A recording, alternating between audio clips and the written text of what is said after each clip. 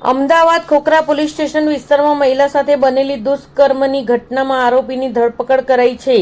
ખોખરા નજીક આવેલી ખાનગી સ્કૂલમાં ભોગ બનનાર શિક્ષિકા અગાઉ નોકરી કરતા હતા. તેઓના પતિ દિલ્હી પોલીસમાં ફરજ બજાવતા હોવાથી દિલ્હી રહેતા હતા.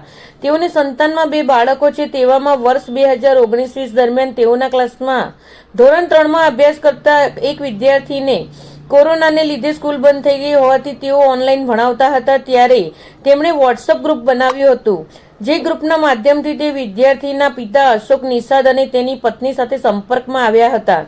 અશોક અવારનવાર શિક્ષિકા સાથે વાતચીત કરતો હતો અને તેના ઘરે અવરજવર કરતો હતો.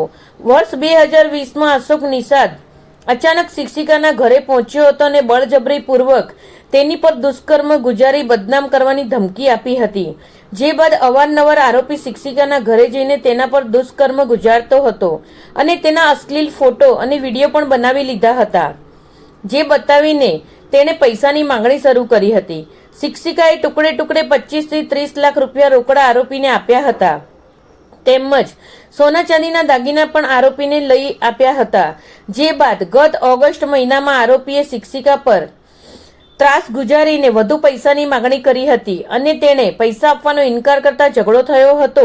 જે બાદ 15 ઓગસ્ટ 2024ના રોજ અશોક અને તેની પત્ની તેમજ બીજા વ્યક્તિઓ શિક્ષિકાની સ્કૂલે આવી તેની સાથે ઝઘડો કર્યો હતો અને તેને માર પણ માર્યો હતો. તેથી શિક્ષિકાએ આરોપીઓ સામે પોલીસ ફરિયાદ નોંધાવી હતી. અંતે શિક્ષિકાએ પોતાના પરિવારને જાણ કરતા આ મામલે આરોપી સામે ખોખરા પોલીસ મથકે દુષ્કર્મની અને પૈસા પડાવવાની કલમ હેઠળ ગુનો નોંધાયો હતો. આ મામલે ખોખરા પોલીસે આરોપીની તપાસ કરતા તે અમદાવાદ ગ્રામ્યના વિવેકાનંદ નગર પોલીસ સ્ટેશનમાં નોંધાયેલા એટ્રોસિટીના ગુનામાં જેલમાં હોવાનું ધ્યાને આવતા સાબરમતી સેન્ટ્રલ જેલમાંથી ટ્રાન્સફર વોરંટના આધારે પકડી તેની ધરપકડ કરવામાં આવી છે. આરોપી અગાઉ ટેક્સટાઇલ કંપનીમાં નોકરી કરતો હોવાનું પણ તપાસમાં સામે આવ્યું છે. ઝડપાયેલા આરોપીને પરિવારમાં પત્ની અને 2 બાળકો છે. તેવામાં ખોખરા પોલીસે આરોપીની ધરપકડ કરી તેણે ભોગ બનનાર પાસેથી લીધેલા પૈસા અને દાગીનાનું શું કર્યું તેની લઈને પૂછપરછ શરૂ કરવામાં આવી છે. સાથે દુષ્કર્મની ઘટના બની હતી, આરોપીની ધરપકડ કરાઈ છે. સમગ્ર મામલો શું હતો, ફરિયાદ શું હતી, આરોપી કોણ? ખોખરા પોલીસ સ્ટેશન વિસ્તારમાં એક શિક્ષિકા એક પ્રાઇવેટ સ્કૂલમાં નોકરી કરતા હતા. તે દરમિયાન કોરોના ટાઈમમાં લોકડાઉન થતાં એ સ્કૂલનું વોટ્સએપ ગ્રુપ બનાવવામાં આવ્યું, જેના દ્વારા જે આરોપી અશોક નિષાદ છે તે શિક્ષિકાના કોન્ટેક્ટમાં આવ્યો હતો. ત્યારબાદ અવારનવાર એ લોકો એકબીજા જોડે વોટ્સએપમાં વાતચીત કરતા હતા. એ દરમિયાન કોન્ટેક્ટમાં આવતા આરોપી છે એ શિક્ષિકાના એકવાર ઘરે જઈ હતો, ત્યાં વાતચીત કરી હતી અને ત્યારબાદ તેની મરજી વિરુદ્ધ દુષ્કર્મ કરેલું હતું. ત્યારબાદ એને પોતાને ધમકી આપેલી હતી કે તું કોઈ પણ આ વાત જણાવીશ તો જે શિક્ષિકા છે એના એણે ફોટા લઈ લીધેલા હતા અને એને વાયરલ કરવાની ધમકી આપી હતી. તેમજ આ સમયગાળા દરમિયાન તેણે શિક્ષિકા પાસેથી અલગ અલગ કેશ તેમજ ઓનલાઈન પૈસા પણ લીધેલા હતા અને કેટલાક દાગીના પણ લીધેલા છે.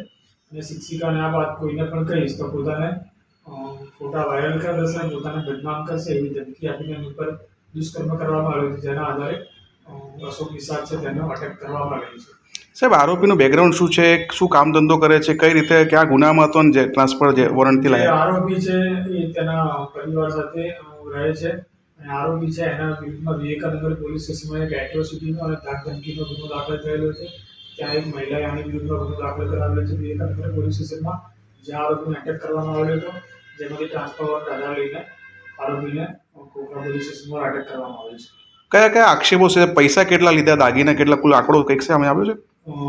હાલમાં ફરિયાદીના જણાવ્યા મુજબ 25 થી 30 લાખ એને અલગ અલગ તબક્કે ઓનલાઈન તેમજ કેશ રૂપિયા આપેલા છે અને તેમજ દાગીના પણ આપેલા છે. એની બાબતે હાલમાં આરોપીની પૂછપરછ ચાલુ છે કે એને દાગીના લીધેલા છે, કેમ લીધેલા છે, લીધા છે તો લીધીને ક્યાં વેચી માર્યા છે કે શું કર્યું છે તેની તપાસ ચાલુ છે.